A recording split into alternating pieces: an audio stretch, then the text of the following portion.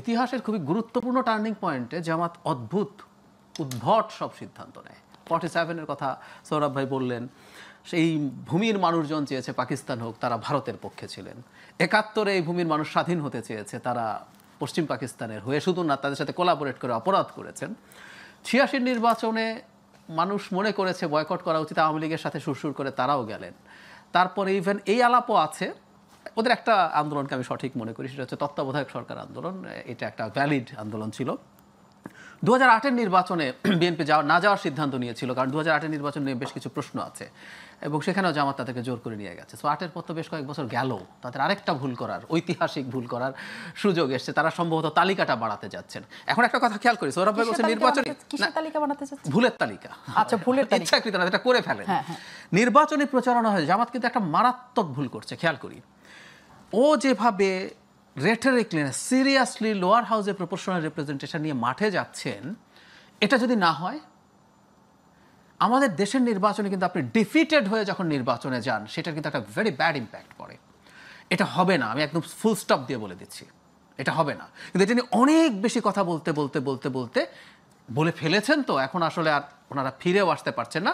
এটা তাদের জন্য ডিজাস্টার তৈরি করবে। সুতরাং এটা নির্বাচনী প্রচারণা কৌশল হিসেবে যদি করে থাকেন, এটা অত্যন্ত ভুল একটা কৌশল। ওনারা ওইটা থেকে সরে আসেন নাই, ক্রমাগত বলছেন। এখন না পেরে শেষে বলছেন, নায়েবে আমিরকে বলতে দেখলাম অন্তত একবারের জন্য একবার হলো করেন, মানে একেবারে অ্যাপিল। সো এগুলো আসলে সঠিক বিষয় না। আর আমি ব্যক্তিগতভাবে মনে করি তারা চেষ্টা করছেন যতজনকে সাথে রাখা যায়। দিনের শেষে শুধু ইসলামিস্টরাও তার সাথে থাকবে বলে আমি মনে করি না। খেয়াল করবেন, 8টা দল প্রথম কথা ছিল, এর মধ্যে 3টা দল আছে যারা নন ইসলামিস্ট, এবি পার্টি, গণ অধিকার পরিষদ এবং এনসিপি। আর বাকি যে 5টা আছে, জামায়াতে ইসলামী আছে, তাদের সাথে থাকবে বলছে না, থাকবে না, বেরিয়ে গেছে।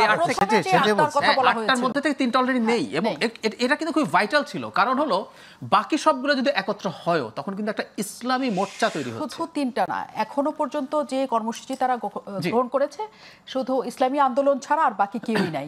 কিন্তু এদের সাথেও আলটিমেটলি, তার মানে এটাকে আপনি দ্বিদলীয় নির্বাচনী মোর্চাও বলতে পারেন। হ্যাঁ, এটাও হবে, কিন্তু তারা সবাইকে নিবে বলছে না। এই দুই দলও থাকবে কিনা আমি যথেষ্ট সন্দিহান, কারণ এই দুই দলের মধ্যেই এমন আছে যে এক দল, বিশেষ করে ইসলামী আন্দোলনের সর্বোচ্চ নেতারা মনে করেন যে জামায়াতে ইসলামী কোনোভাবেই, মানে তারা ইসলামের শত্রু। আমি কোট করতে পারবো ওনারা কি বলেছেন।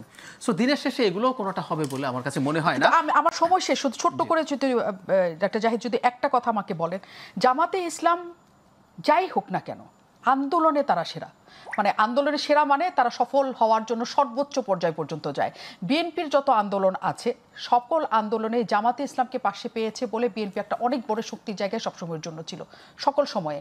এবং আপনি যতই না করেন যে বাইরের থেকে বলা হয়ে থাকে এটা ইসলামী ধারার সবাই মিলে এই 24-এর গণ অভ্যুত্থানটা করেছে, সেটা ভুল। কিন্তু তারা একটা বড় পার্টও একই সাথে ছিল, বড় পার্ট অবশ্যই সেখানে তারা ছিল। কাজে যে কোনো আন্দোলনে জামাতে ইসলামকে খুব ছোট ভাবার কি কোনো সুযোগ আছে এই দেশে? আমি মনে করি আছে। আর বিএনপি একা আন্দোলন করতে সফল হয়নি, হয়তো 22-23-এ জামাত ছিল না, জামাত সুবিধাবাদী অবস্থান নিয়েছিল।